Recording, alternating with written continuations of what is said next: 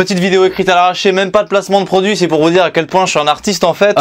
Vidéo produite avec les moyens du bord, si vous voulez, j'ai adossé mes feuillets à une boîte de filets de maquereau pour vous dire à quel point, voilà, ça va sentir la poiscaille, le vieil homme et la mer, Hemingway, on aime bien, on est là. Conseil, bac de philosophie, j'ai mes yeux. Philosophie, bac terminal, le sujet d'invention. Quand t'as 17 ans, que t'as aucune épaisseur existentielle, que t'as le cortex préfrontal en 2D, que t'as pas encore cartographié la map du logos dans ton cerveau, que t'es pas encore ce grand découvreur, ce Marco Polo Gos de la philosophie, non, parce que tes préoccupations à cet âge-là, c'est de enfin connaître les bras d'une femme, puissant. Bah t'arrives face au sujet d'invention, penaud, condamné à circonvoluer dans un conformisme sans fin, sans parvenir à trancher du noumen, t'es dans un état de tétanie métaphysique, et ontologiquement tétanisé, t'arrives plus à rien face à ta copie. Ta copie, c'est comme ta copine, tu vas rien lui faire, t'arrives pas à rentrer dedans, c'est ça. Et voilà, t'es comme un petit poulet qui essaye de voler, c'est poussif, t'es comme un poussin, ça vole pas haut, je te fais pas un dessin poussin. Les poulets, ça vole pas haut. Et voilà, tu vois, j'ai clashé la marée chaussée, pourtant j'ai rien contre eux. Hein, moi je crains rien, c'est comme dans Pokémon, je détruis tous leurs PV. Donc voilà, là on commence à être galbé, un petit peu d'originalité, créativité, galbe et sensibilité, tout n'est que luxe, calme et volupté.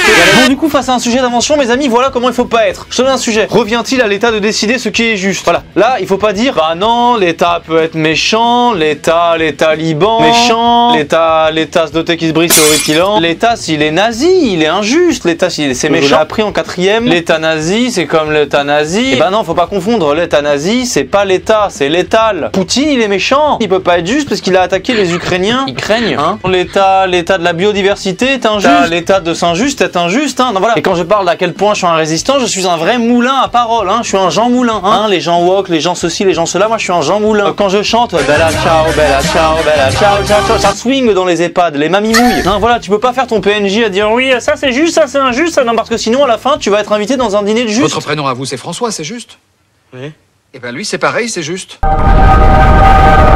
Tu connais, tu veux pas être ce personnage, alors arrête d'être premier degré sur les justes, t'es pas juste, t'es injuste. L'État cité platonicien, s'il régule la misère sexuelle, il est juste. Il y aura plus d'incel, il y aura plus de gonzasses frustrées, moi je dis trop cool. Moi je dis allons-y. Alors après je te prends un exemple d'un autre sujet. Les pratiques artistiques transforment-elles le monde? Bah non. Non. Le monde il est fait à base de papier journal traditionnel depuis 1944. L'Oulipo, la New Wave et la psytrance n'y ont rien changé. Hein. Un autre exemple, le langage déforme-t-il la pensée? À moins d'être un décadent cubique du logos qui serait enchaîné 3 cubis, tu vois, je ne mots. Un peu mais pas trop. Enfin le langage ça déforme mais ça habille la pensée aussi. Je m'explique. Bon, t'as des gens très gros, par exemple, quand ils sont fringués, bon, ça déforme un peu leur corps naturel, mais ça les maintient. C'est de la maintenance. Les mots qu'on utilise sont la maintenance de la pensée. Méditez bien, c'est de la méta-analyse. On y est, hein. Après, quand t'as du style, ça fait fuser la pensée. Ça la galbe, ça la stylistise, ça la transcende. À travers son style, on peut même dissimuler son indigence, monsieur. L'indigence de sa pensée. Ah oui, les mots, c'est aussi un trompe-l'œil, hein. Un trompe-l'œil ultime. Tous les philosophes, c'est un peu des clowns, ils trollent. Un clown, il jongle, tu sais pas le faire, il t'épate. Le philosophe, il élève le débat, tu le suis plus, il te raconte des bêtises et tu dis waouh, j'aimerais trop penser comme lui parce que tu comprends rien. Mais c'est facile. Tu lis Lacan ou Derrida, t'as vite compris. Hein. Leur baragouin, c'est un puzzle. Sauf que quand t'as fini le puzzle, tu te rends compte que ça voulait rien dire. Le puzzle est plus sensé quand il est défait que quand il est fait. Parce que quand il est fait, c'est une feinte de structure, monsieur. Et la feinte de structure est plus chaotique que le chaos qui s'assume chaos. Est-ce que je t'ai mis chaos avec cette punchline? Et bah voilà. Tu penses que je suis intelligent? Non, je suis un débile. Mais ton prof de philo, c'est aussi un débile. Tu peux lui relancer de la poudre aux yeux, les gars. Moi, je vous le dis. Donnez-moi des exemples de sujets d'invention en philosophie, là, vite comme ça. J'ai 10 secondes et je les analyse et après j'en fais une vidéo vite. En fait, en philosophie, si t'apprends tes leçons, t'as des connaissances, c'est bien parce que tu peux émailler tes raisonnements d'exemples, tout ça. Par exemple, si tu parles de la liberté, tu vas parler de Sartre et de Descartes, bah c'est bien maintenant. Sauf que l'imagination et la jugeote, ça marche aussi. Il faut juste avoir une âme et avoir une sensibilité. Mais vous en avez pas la plupart du temps. La plupart des mecs, vous n'en avez pas de sensibilité. Et vos profs de philo, si vous arrivez à les berner, déjà tu t'arrêtes sur les 3 mots-clés du sujet d'invention, tu vois. Si c'est les 3 mots-clés, c'est liberté,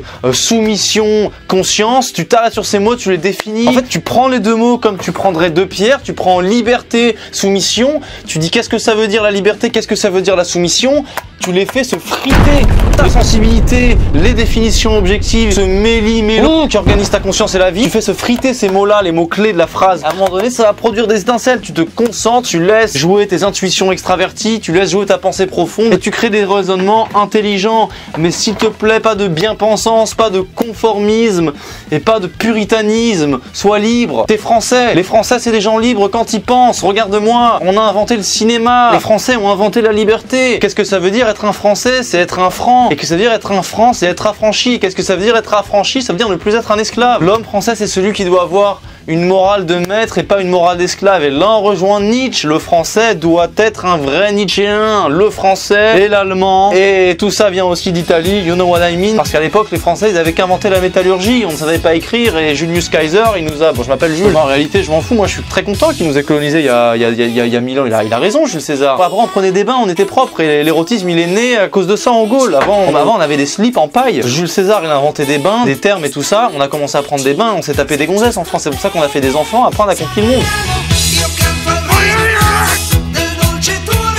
C'est comme ça que ça s'est passé réellement. Bon, j'ai un peu dévié du sujet d'écriture d'invention, mais vous voyez ce que je veux dire. En fait, ce que je veux illustrer à travers mes vidéos et mon galbe, c'est que la sensibilité et l'imagination, ça fait le boulot. Parce que c'est quoi la différence entre toi et ChatGPT? C'est que ChatGPT, c'est un programme, il a pas d'imagination. C'est pour ça que quand tu dis de faire une blague à ChatGPT, il est pas drôle. ChatGPT, tu lui mets une pâquerette sous le nez, il peut pas sentir, il a pas de sinus, il a même pas d'anus, il a rien. Toi, t'as une sensibilité, t'es un mammifère. Alors, le temps. J'ai pas le temps, la vidéo, elle avait déjà 6 minutes à mon avis, j'ai pas le temps. J'ai un mariage ce week-end, demain je bosse, là de quoi tu parles? Je travaille 14 heures par jour, je suis comme Elon Musk, j'ai pas le temps de parler du temps, tu vois, voilà. Le temps, j'ai pas le temps, c'est nul, c'est même pas relatif. Einstein disait le temps c'est relatif, Einstein n'a rien inventé. Avant Einstein, en réalité, c'est, je sais plus, c'est Poincaré, je crois, il a tout inventé, et Einstein, comme il avait des réseaux, il a tout pris la gloire sur lui, la gloriole. Einstein, c'est une gloriole, hein, comme les lucioles, il brille dans la nuit. Mais c'est lui qui a créé la nuit à travers laquelle il peut briller. La violence, parle-nous de violence, c'est le thème de l'année pro pour les prépas ECG. Même ma prof est gaze. La violence, ça existe pas, ça existe pas. Parler de violence, ça veut dire que t'es traumatisé par quelqu'un qui est en face de toi et que tu estimes qu'il est violent. En réalité, comment il s'appelle, King Kong et Godzilla, ces deux bestioles, si elles foncent sur Dieu, Dieu va pas dire, il va pas être impressionné, il va pas dire c'est violent, il va dire ça me fait rire. Quand t'es là,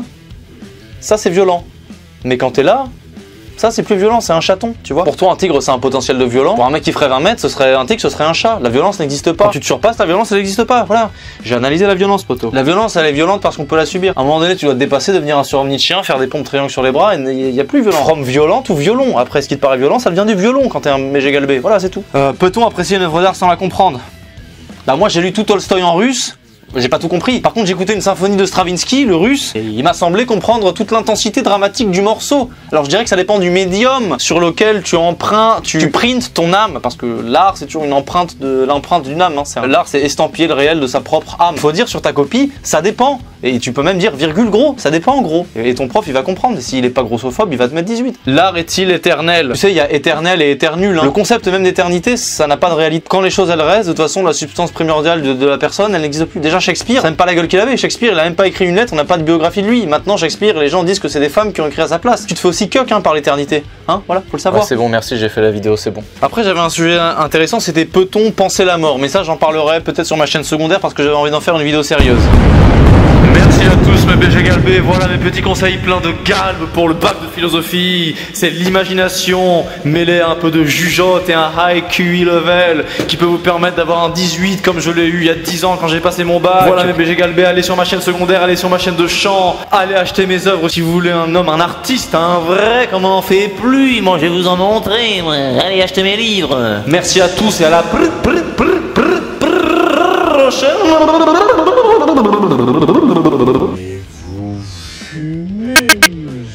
Le philosophe